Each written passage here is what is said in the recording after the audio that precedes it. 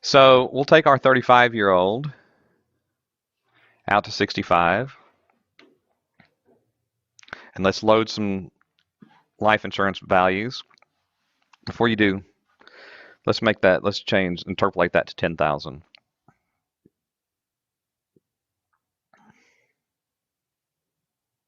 Okay, and load that in.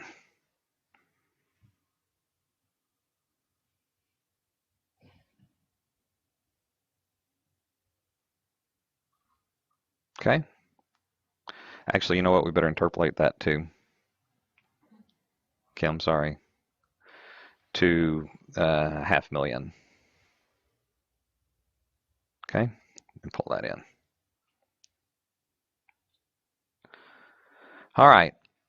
So what we have here is a $10,000 premium going into permanent life insurance.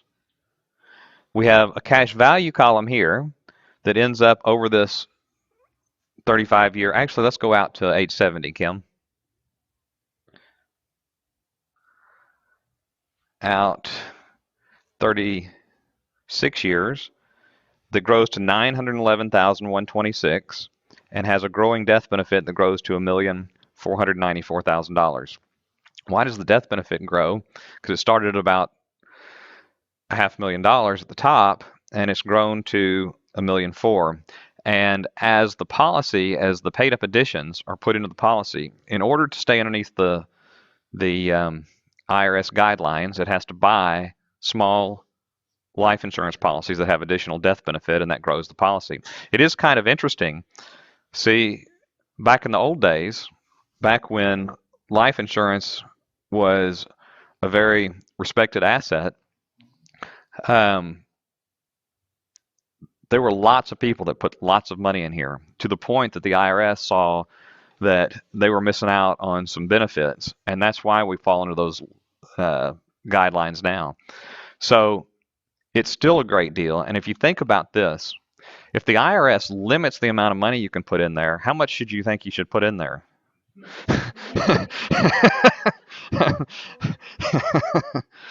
Okay. What we see down here is a internal rate of return of 4.89%. It's not real exciting, and a life insurance policy doesn't start at 4.89 on the front. Instead, we've got some negative years on the front, the capitalization phase, until it gets to the end. And what happens is, in order to get to 4.89, it has to earn a whole lot more than 4.8 on the back, which is what it does, in order that it's the same as earning that 4.89 every year. So let's see if this makes sense a little bit. Copy that 4.89 and let's put it in an alternate investment. In other words, if I didn't put it into life insurance and I put it into an alternate investment, earning 4.89% every year. Scroll to the bottom of this just so we can see the cash value one more time, Kim. The cash value is showing in the life insurance illustration of $911,000. If I earn 4.89 on that same cash flow in an alternate account, how much do I have at the end of this time frame? The same $911,126.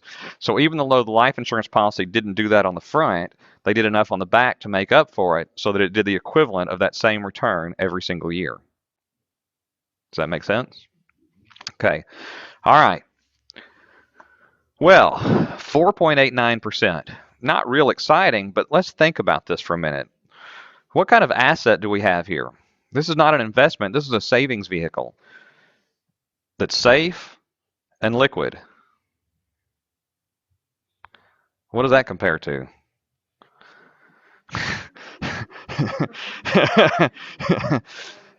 I mean, if we kind of believe in the bank, if we believe in the FDIC, there's some safety there, a little liquidity, right? And so really the closest thing would be checking accounts, savings accounts, money markets. How much, who is the FDIC while we're on that subject? Most people don't believe we were talking about the bank rates and how the banks make money earlier, and what happened towards the end of the 80s, when all that mess happened with the savings loan and everything else, Republic Bank of Texas went under. It was the largest bank in the country. They did not have enough money in the FDIC reserves to cover the depositors on one bank. They had to sell Republic Bank off for pennies on the dollar in order to have enough money to pay off the investors. So it's interesting. Obama raised the FDIC limits to 250,000. Why not make it a million, 10 million? What I mean, the money doesn't exist, right? It just made everybody feel good. But all right. So what's that? Why not? Okay. Hey, that reminds me. I've proposed a name change. I don't think we should use the word government anymore. I think it ought to be called taxpayers. I think maybe people would start to figure it out if every time you said the government, you said taxpayers, because for some reason the government is this entity that, money just pours out of for people, right? Maybe that would help put it in perspective. But 4.89%. Okay, so those assets that we're talking about, savings accounts, checking accounts, money markets, do we have to pay income tax on an annual basis from those assets if we earn anything from them? Right now we don't, right? Hey, there's an advantage. You get 0%, you don't have to pay any taxes, right? I was in Henderson the other day. It was a little while back, and they had on the leaderboard in one of the banks of where all the rates they were proud of. They had if you had $1 million in their money market, it was paying 0.4%. Okay. So if we had to pay tax on this at 35%, then what it means is that we would have to earn the equivalent of 7.53% in an alternate account. And if we did that, we would only be as good as the permanent life insurance policy, and we would lose the death benefit. And speaking of death benefit, if we did that, how would we protect our family in the event of an untimely death? We'd have to buy term insurance, right? And isn't that what we're told to do? Buy term and invest the difference. Most people think that's been around for a long time. That's a new idea. What Ricky Lee's been talking to you guys about is really the type of planning that occurred prior to that switch when Prime America and some other things came on the scene. Okay, if we include, okay, you already did. Yeah, back off to 64, Kim. Okay, if we include a term insurance premium that we'd have to pay on the other account, then it means we'd have to earn almost 8% every year. And if we did that, again, we would only have as much cash as we had in our life insurance policy, and the death benefit would fall off the books. Now, what do you think the likelihood of death is between now and age 65 for someone who can get approved for the insurance? The likelihood is greater than it ever has been in their life, probably. Well, between now and age 65, though, just in that time frame, for it's pretty small. But yes, what about after age 65? What's the chance? I just wondered if y'all know something I don't. I was going to find out if there's a way to avoid that, right? But no. So the idea of buy term and invest the difference is we have the insurance during a time frame when the chance of it happening is next to zero, but we're going to get rid of it when the chance is 100%. I mean, who came up with that?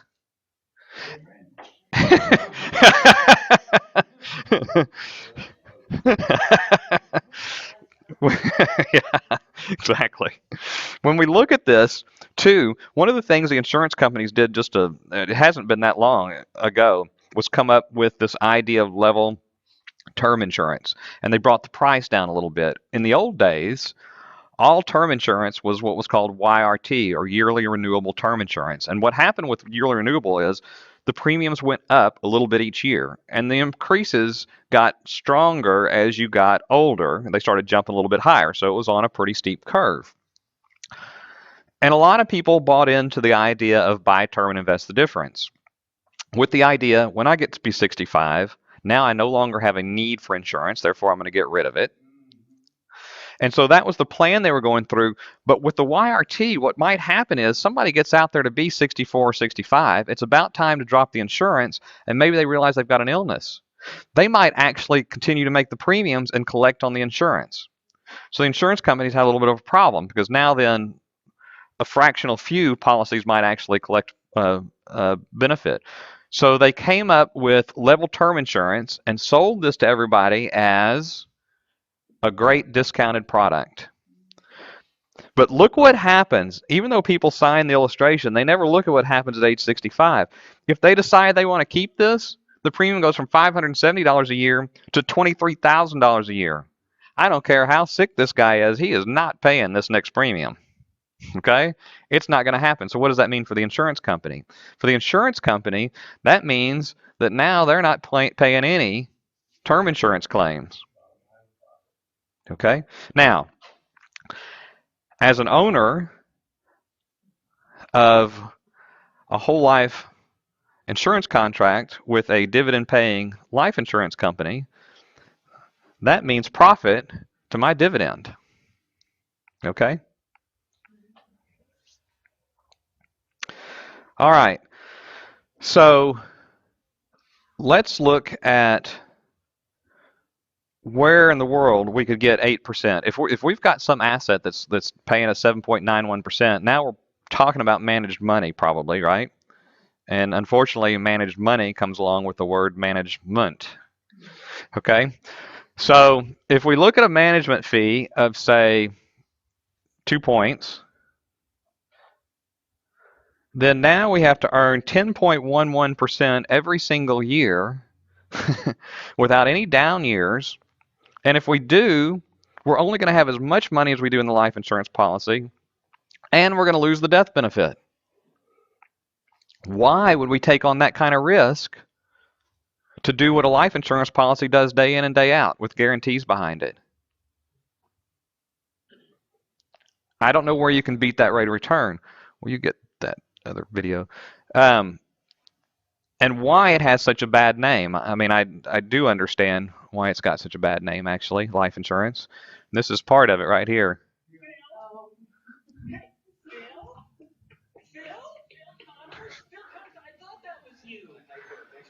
Hey, now don't you tell me you don't remember me, because I sure as heck fire remember you. Not a chance. Ned Ryerson! Needle-nosed Ned the head? Come on, buddy. Chase Western High. Ned Ryerson, I did the whistling belly button trick at the high school talent show. Bing! Ned Ryerson got the shingles real bad senior year, almost didn't graduate. Bing! Again! Ned Ryerson, I dated your sister Mary Pat a couple times till you told me not to anymore. Well? Ned Ryerson? Bing! Bing! So did you turn pro with that belly button thing, Ned, or no? No, I sell insurance. What a shop. Did you know my insurance? Because if you knew, you could always use a little more. Am I right, or am I right, or am I right? Ned, I would love to stand here and talk with you, but I'm not going to. Hey, it's all right. I'll walk with you. You know, whenever I see an opportunity now, I charge it like a bull. Ned the bull, that's me now. You know, I got friends of mine who live and die by the actuarial tables. Okay. It's all one big crapshoot anywho. Isn't that right? Close the door and don't talk to those guys. The unfortunate thing is there's a tremendous tool that they have. And the guys that are like that, they don't understand what it is. And that's what Nelson's really brought back, is the understanding of a fantastic tool as long as it's used properly and we understand what's going on. So that's a big part of what needs to happen, is a bit of an education. Let's look at the death benefit on this one, Kim. And here's what happens. If we scroll to the bottom, go ahead and hit match total death benefit. If we scroll to the bottom, we can see right here, look what happens when the term insurance falls off the books. That death benefit differential keeps growing and growing and growing. And this is a differential based on earning 4.89 on a safe asset every year. What's the likelihood of that?